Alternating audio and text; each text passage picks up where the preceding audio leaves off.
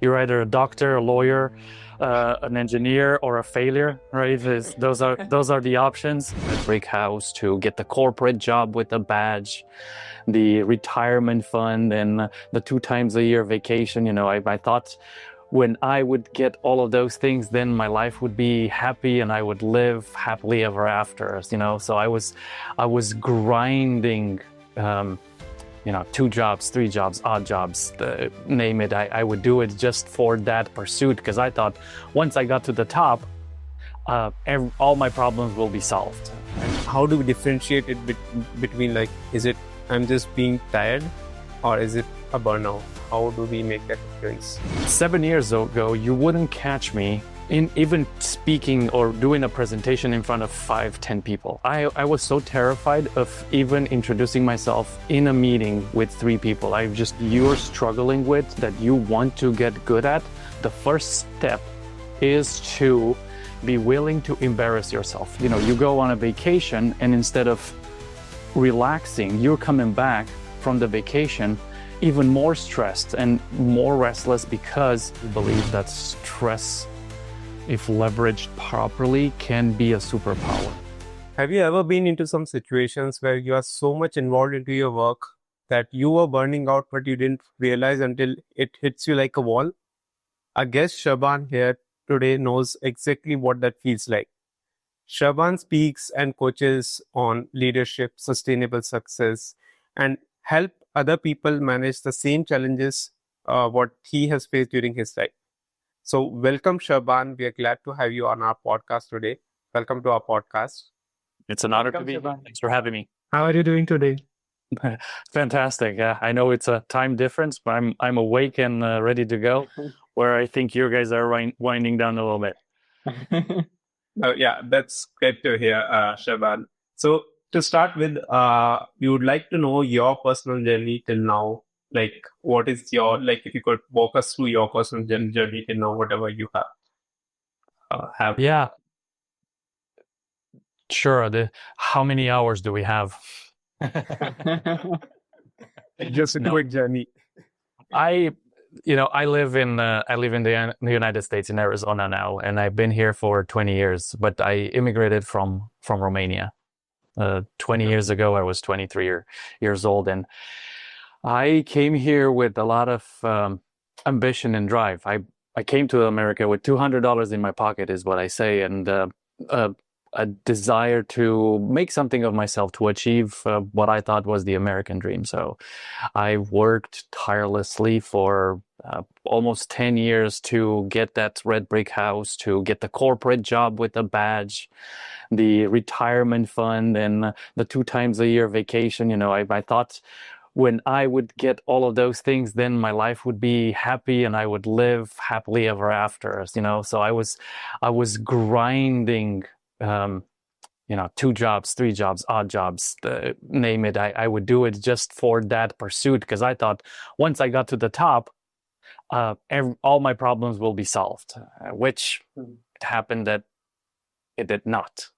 And that's when the whole journey kind of took a left turn, and we can dive into a little bit deeper, but that's where I fell into burnout, and I was struggling to really find my way into the world, and I've wandered for a few years there until I developed a new mindset. I learned new things about life, psychology, and all these things that really helped me just take a different perspective on life in such a way that everything changed from that point where I live now for the last 8+ years with a totally different mindset and a totally different approach of life, where I still work a lot, but I work with a lot more purpose, to the point where now I want to help others understand that we don't have to kill ourselves to have a more satisfying life.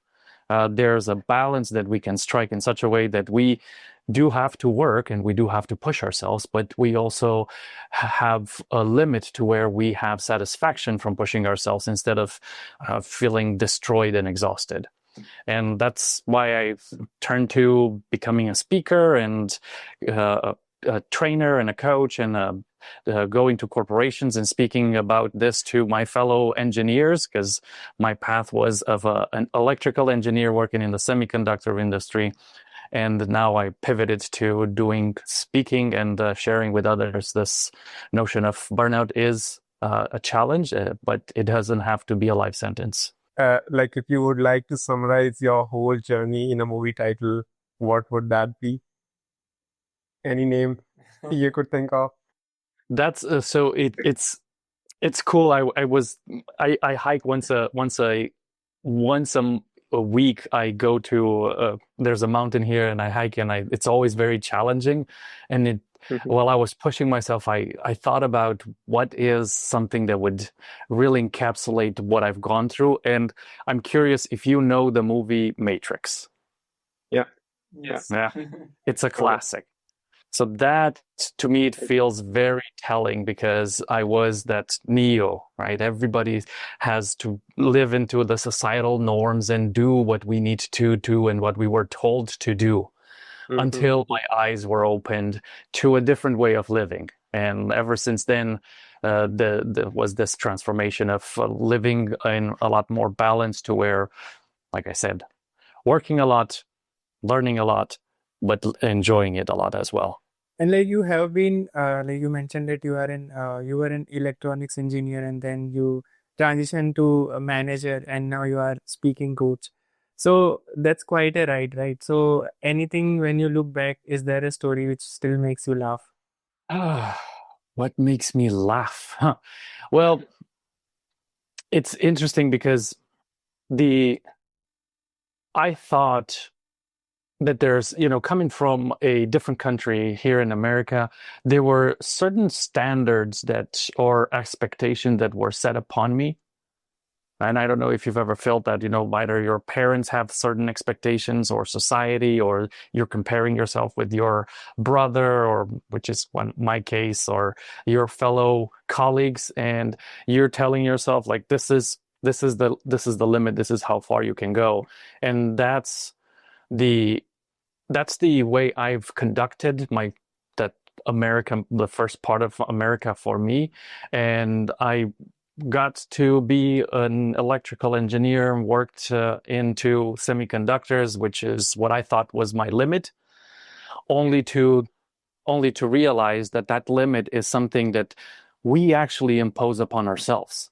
And the limit is a lot higher. It's just having that mindset that it's going to take some time. It's going to be a little bit harder, but that we are capable of breaking whatever ceiling we have for ourselves, or whatever expectations we consciously or subconsciously would impose upon ourselves, to where now I look back and I'm like, really? I thought that's the only thing I can do. And it just makes me laugh, because I'll share this with you, which is a big thing that I talk about even in my presentation. Is 7 years ago, you wouldn't catch me in even speaking or doing a presentation in front of 5-10 people. I was so terrified of even introducing myself in a meeting with 3 people. I just was shaking, my palms were sweaty. It just, speaking or just communicating was something that I was really struggling with. And that's the ceiling that one of the ceilings that I ended up breaking, is really facing the fear of communication, never expecting to turn into a passion, but that's the journey that I took. So now I am comfortable speaking, and I've developed these skills because I removed that limitation. That ceiling is no longer there. And even though there's certain expectations again from others, I know more what I want, and that helps me just expand in different ways, where in the past I'm like, oh no, Serban cannot do speaking. That's not him. That's definitely not something that he can do. So how do you how do we break that ceiling? Because still I see myself that when I have 50 people in front of me to present, I'm still nervous and shaking. So how do we kind of break that ceiling? Like, any tips you would like to share with us? Well, the easiest way to say it is, how do you learn riding a bicycle? You fall a bunch of times, and this is the challenge that we have, and this is one of the things that happened is when I first tried to speak, I went in front of, there's Toastmaster Club where you practice speaking. I went there and it was absolutely terrifying. I was shaking, like I said in the meeting, and I thought, no, this is not me. I cannot do this. But if you think about it, the first time you got on a bike, you probably couldn't maintain your balance. But you kind of wobbled your way in, and you were falling and you were failing, but you kept at it. And that's the way I've experienced it. And it's just a different mindset on understanding that whatever skill that you're struggling with, that you want to get good at, the first step is to be willing to embarrass yourself, to have the capacity of not feeling like, oh, I tried this, I went and did this thing and I was terrible at it, and that means that it's not for me. I'm not a natural or something like that. And that was a critical mindset shift that happened to me, because the first time I went, which was way before my neo transformation, I told myself, I'm not a natural. This is not for me. I'm not going to do it. And it took me 4 more years to get into that mindset. Yeah, you're going to get on that bike and you're going to fall, and people are going to see you and you're going to get embarrassed. But the more you do it and the more you practice, the better you get at it, to the point where you can become proficient. And I'm sure if you're thinking of all the skills that you have, or some skills that you're working on, right? Like doing a podcast, it's difficult, right? There's so many things, and you're thinking to yourself, I don't know if I can do this. And it's you're fumbling with technology and you're editing and all these things that are taken. But the more you practice and the more you get the skills and you're comfortable with just the learning part of it, you get better at it. So to me, it's just be willing to embarrass yourself and keep going. I also now want to talk more about the burnout, on which you speak a lot. So, what does it actually feels like to a person when it is not being introduced to his or her life at any point of time? And how do we differentiate it between, like, is it I'm just being tired, or is it a burnout? How do we make that difference? Yeah, that is a very important question, because burnout is such a wide spectrum. Like, people talk about burnout for just working 3 days. They're like, "Oh my God, I'm so burned out. I cannot go anymore." And some people may be stuck in traffic for a really long time. Be like, "Oh, this is too much. I can't do it. I'm burned out." And we use the burnout term a little bit loosely, but just think of it in a sense of, you're pressured, let's say at work. You have to run up against the deadline. And that is challenging. Like, you have to stay a little bit late. You're working weekends. You're feeling like you're tugged into all these directions, and you have to be on for some time. But then once the deadline happens, you have a chance to just breathe out and just excel and just relax for a second and recuperate that's being challenged in a good way, and that's you being tired because of the challenge. The burnout comes to where now you're running up against that deadline. You finish the deadline, and before you have a chance to take that breath back in, you're like, there's another deadline and I need to run for this one too. And that sprint over and over again without any kind of break, that's where you go on a vacation, and instead of relaxing, you're coming back from the vacation even more stressed and more restless, because you couldn't relax, because you knew that whatever your inbox or your to-do list is so big that it's unmanageable. And that level of on and on and on without any kind of break, that's what leads to burnout. And for you, like, did you felt that burnout moment, and what was that specific moment when you thought that this has to change now? One of the big things that happens with burnout is that we don't realize we're in it. Yeah. It's only when I look back I recognize some of the signs that I was feeling. And I'll share with you, there's 3 major signs of burnout. One is the one that we already talked about, which is exhaustion. But there's another one that's a cynicism where we are becoming hypercritical of everybody and anything around us. You know, you have that colleague at work, right, where you're getting free lunch and they're complaining that it's not the right flavor or something, the right meal. That's when Mhm. you become a little bit more cynical, when you complain a lot, where you're starting to say things like, oh, that's not my job, or if they don't care, I don't care, type of deal. That's when you experience that level of frustration builds up again over an extended period of time to where it leads to burnout. So that's cynicism. And the third sign is a lack of control, where because you have so many things to do, you feel so overwhelmed and so anxious because you have so many things that this in your head, there's so much ruckus and so much noise that you cannot calm down, and you feel like you're just a puppet in this life, and you're just tossed around in all these different directions. So all these three signs accumulated or separate, but over an extended period of time, they lead to burnout. And for me, it was interesting because I wasn't necessarily tired or exhausted, as we talked about. You know, I was still doing the daily activities, but there was no spark, right? There was no excitement about it. It was just, I keep telling people that I started coasting through life while I was like, I'm too tired, I'm exhausted, I'm just going to do bare minimum. And the challenge with that state is that when you're coasting, the only direction you can go is downhill. And that ended up being more of an emotional burnout, where I felt, because I've achieved so much with getting to that American dream, emotionally, I felt that I have so much, I should not feel guilty. I should continue pushing on, even though I had zero to give, zero energy to give. I just felt that I had to go on, and that guilt and shame was just compound into a point where it just felt like I was stuck in a place where there was no hope to get out.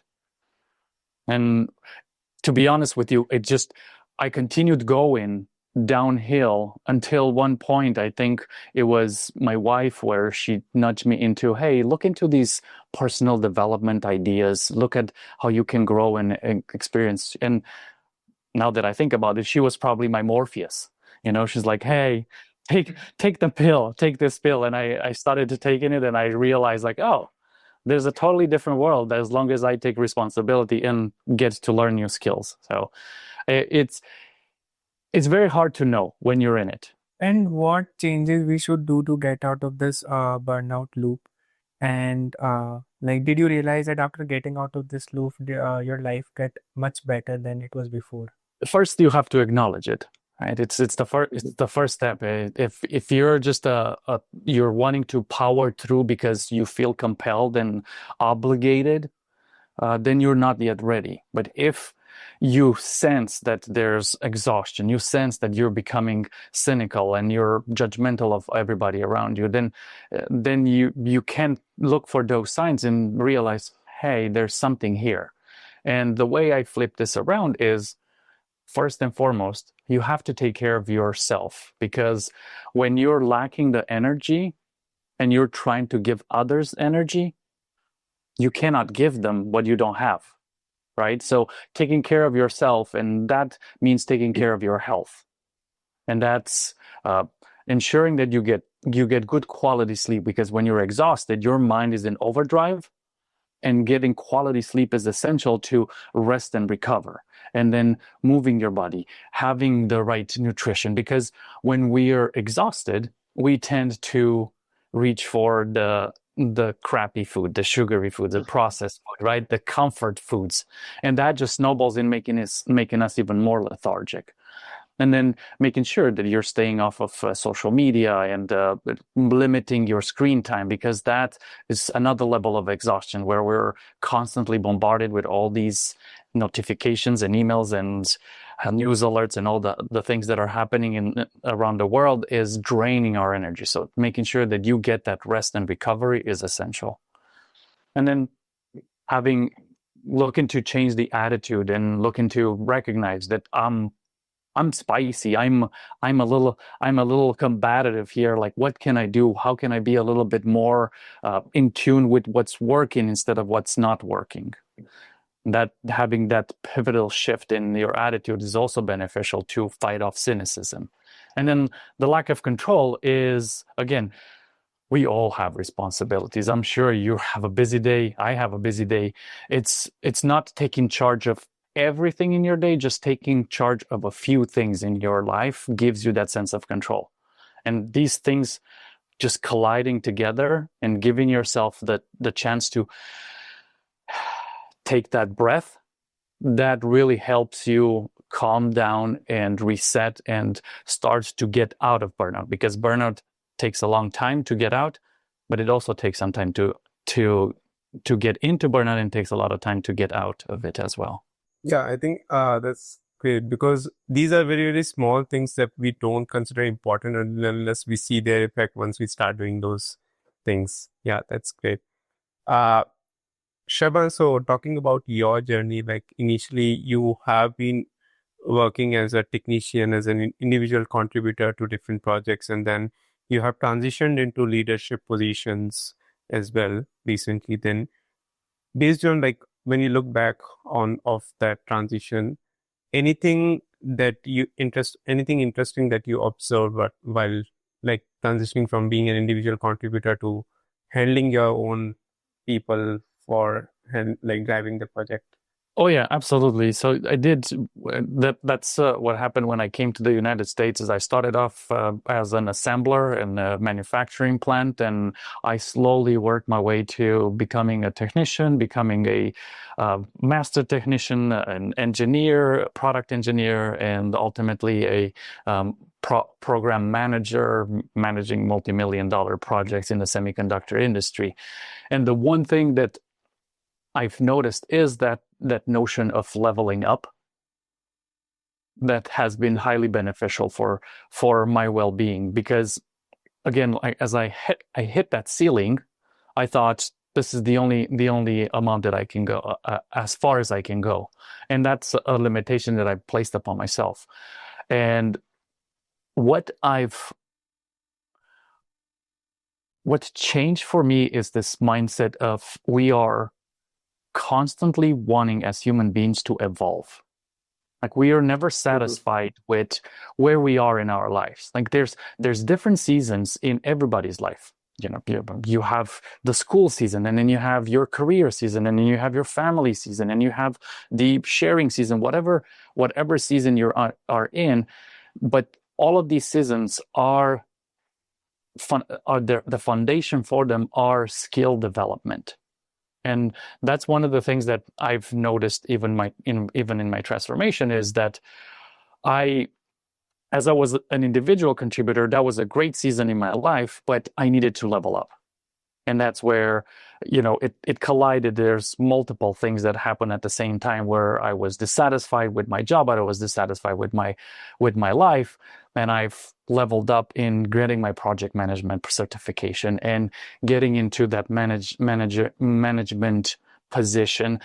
But in parallel, in order for me to stand in front of a large group of engineers, the directors, VPs, and present status projects, I need to level up my communication skills. So all of these have really helped me just have a higher satisfaction in life.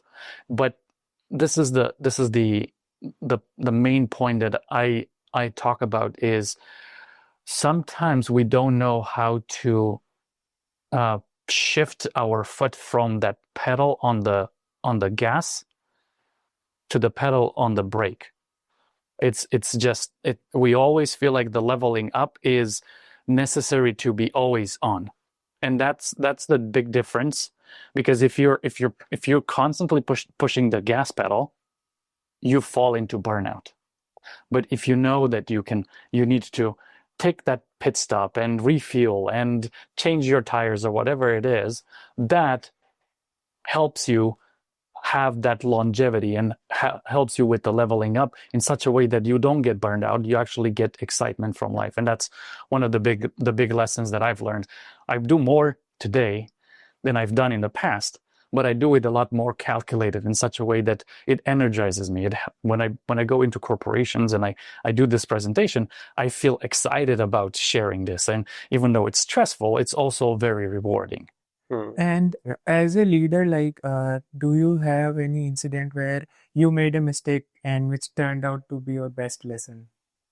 Yeah, I mean, it's interesting because looking back in my career, I was working as a technician for a long time, and I love what I do. I loved what I did for a long time, but then I got stuck in that place, and I thought that because I was there for so many years, I deserved a promotion, that I was entitled for that promotion.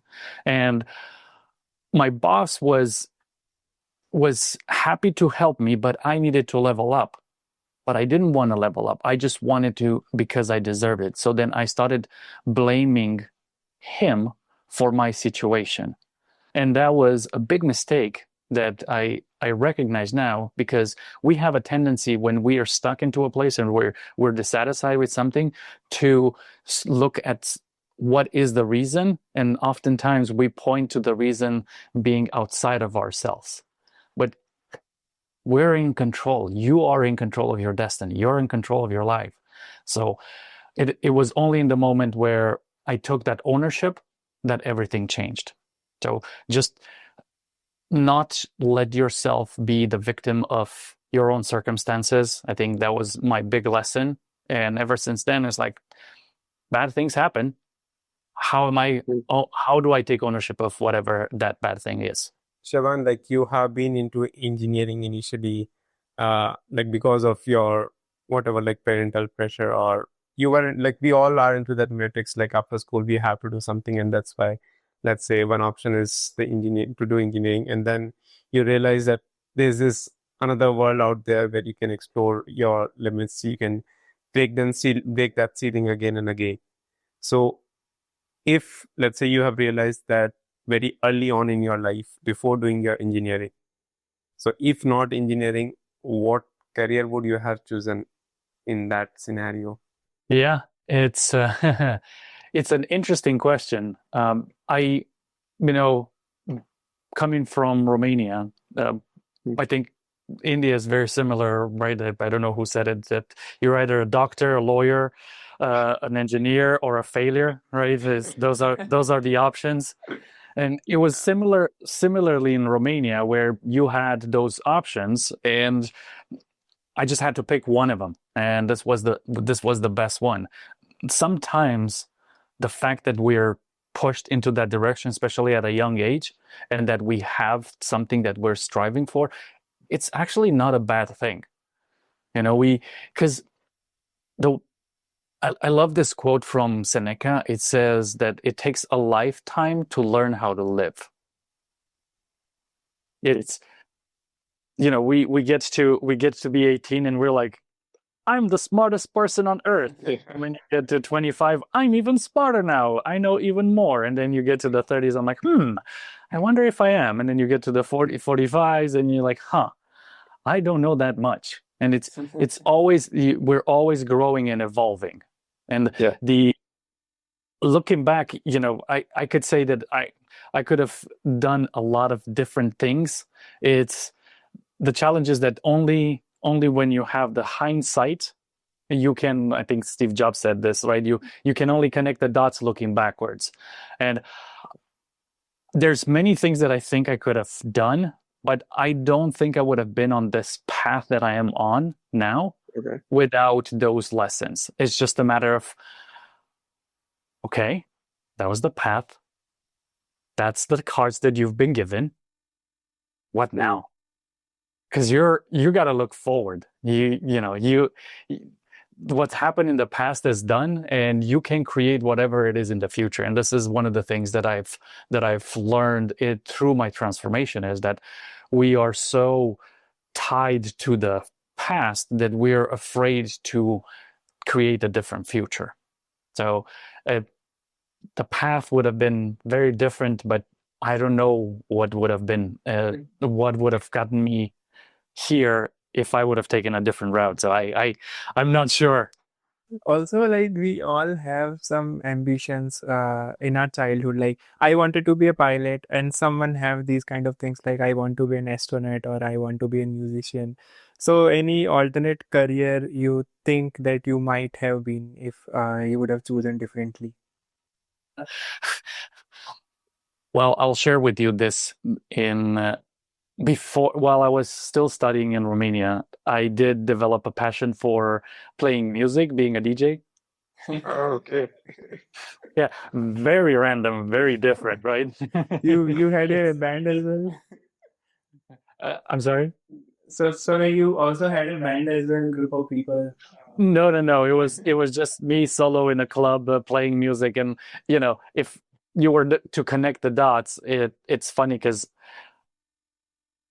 what I loved about being a DJ is the fact that I was able to make people feel good through music, but just be in front of a crowd and just get them excited about something. And if I were to look back and connect the dots, now I'm speaking, standing in front of people, sharing ideas so that they feel better about themselves about their future. And do you also have a ritual before any big day? Like if you want to give a presentation to a big crowd or you have something big coming up. So any ritual you perform before that? Yeah, and like I said, and I think this is a common fear. Everybody gets nervous before speaking in front of an audience, and I'm no different. Even though I've been riding that bike for some time, I still get highly nervous. Yesterday I was doing a presentation, and it was a 5-minute talk, and I got so nervous. It was weird, and you just can't shake that feeling. It's just kind of like a rock in your shoe. You're like, yeah, it's there, it's uncomfortable, I can still walk, it's fine. But what I like to do when I do keynotes and I speak to large audiences, I just like to pause for a second. And a friend of mine taught me this, where I kind of put a veil over the whole audience and kind of like a vibe, like I'm here to share with you something that would be beneficial, that would help you. And I try to, everybody says that it's not about you when you're speaking, it's about the audience. And I really try to kind of visualize that veil over the audience. It's like, I hope you learn something from what I have to share. And that gives me a chance to get outside of myself and be in the audience, so that it lowers that anxiety. So we have a rapid fire round for you now, and we'll start with the first question. So if burnout were a food, what dish would it be? Okay. If burnout was a dish, and it's funny because this dish is something that I just thought it was funny to say. And then I looked into it and I'm like, I see that. It's called jambalaya. Have you ever had it? No. It is a mixture of all these different foods. They're just a combination of too many things, right? Like think of it as a all you can eat buffet. That's what burnout is. When you're just having too much and you're eating too many things, and you're just it's overwhelming. That's what I think. Jambalaya. Okay, that sounds very funny. Yep. Like I haven't tried, but I want to try. It's really good. Okay. So you mean burnout is good? Yeah. He got you. Yeah. Okay. So moving on, tech gadget you can't live without. I mean, phone is kind of a given. Ooh, I know. One of the things that it's interesting is when you start to take some time and reflect instead of always being on. I don't know if you do this. Whenever you have a 1 minute, you're either standing in line or you're in traffic, you're like, oh, phone, let me do it. So those moments are very beneficial for our mind to rest and recover. And I like those moments because it gives me a chance to just think. And oftentimes, think of it when you're in the shower. Like you cannot touch any technology, right? You're just stuck there. But you have really good ideas when you're in the shower. So I find myself often taking those mini breaks where I have a great thought. And what I do is I have on my watch, I double click on a button and the recording button starts off. So I just record thoughts in it. And then, a month later, I go back, I'm like, that was a really good idea. So I love this because it's so quick and easy to record different thoughts. That sounds wonderful. Uh-huh. I like it. Then next question is weirdest place you have ever had a work call from. Oh, well, okay. I know exactly. So I had to work with this very important customer, a tier 1 customer. We had in a situation where it was lines down, like it was an emergency. We had daily meetings twice a day sometimes. It was just super chaotic. But I also booked a vacation for the weekend. Okay.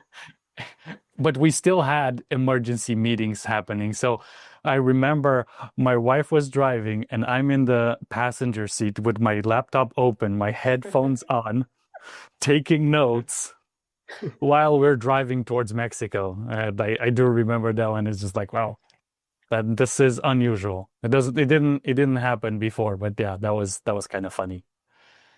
In the middle of the desert through Arizona towards Mexico.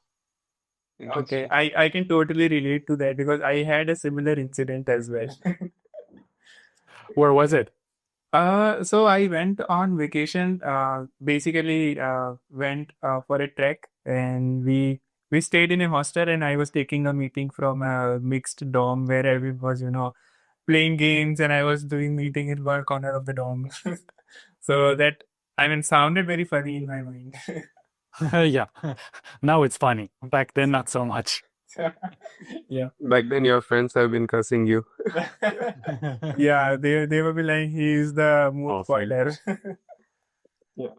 Okay, and the last question is productivity hack that totally overrated for you. It's funny because I kind of expected this question, but now I'm thinking about it better. Is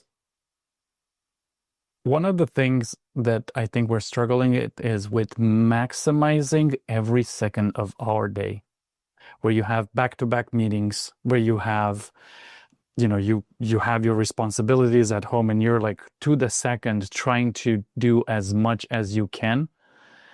I think it's good to have a schedule, and it's very important to block time and know what you're doing throughout your day. But to try to squeeze every second of your time, it is counterproductive because that's how you get overwhelmed. Okay, next question. One book that you love on human psychology. Actually, this orange one is called The Happiness Advantage by Sean Archer. Is one of my top 5 books. It really blends the storytelling with a lot of scientific data and studies. So it really satisfies my engineering mind. It talks about the advantage of having a positive outlook on life. And coming from Romania and living under communism and having the turmoil after the communism, there's a lot of pessimism that was instilled in me in Romania, and it was very difficult for me to see the half of the glass, the full half. I was always looking at the empty half, and that book really helped me see that the more we have an optimistic output and we look at what's working for us instead of what's not, the more we will see those things that are working, and the more of an optimistic life we will have, not just the view. It just gives you a different perspective on life is hard, right? We're all going through something it's not always rainbows and sunshine, and it's difficult, and you don't know what life throws at you, but also know that we're going to be okay. We've been through tough times, and we can still overcome it, and that really helped me adopt this new mindset. If you were asked to give a TED talk on one topic other than burnout, what would it be? Oh, other than burnout. And Jambad, yeah. Well, because I am working in my head, I'm working on a topic. It's not necessarily on burnout, it's about stress. And I do believe that stress, if leveraged properly, can be a superpower. It's something that we vilified it and we think that it's something that we need to run away from. But I do believe that stress, in a sense of look at it as pressure and challenge, that type of stress is highly beneficial for us, and that helps us level up. Yeah. And that's the thing that gives us also satisfaction. Because if I were to ask you to think of a moment that you're proud of, let's say at work, a proud moment that you're looking back and you're like, oh, yep, I know exactly what that was. It was so cool. I'm pretty sure it was stressful. I'm pretty sure it was challenging. You probably learned a lot, grew a lot, and it gives you a lot of satisfaction.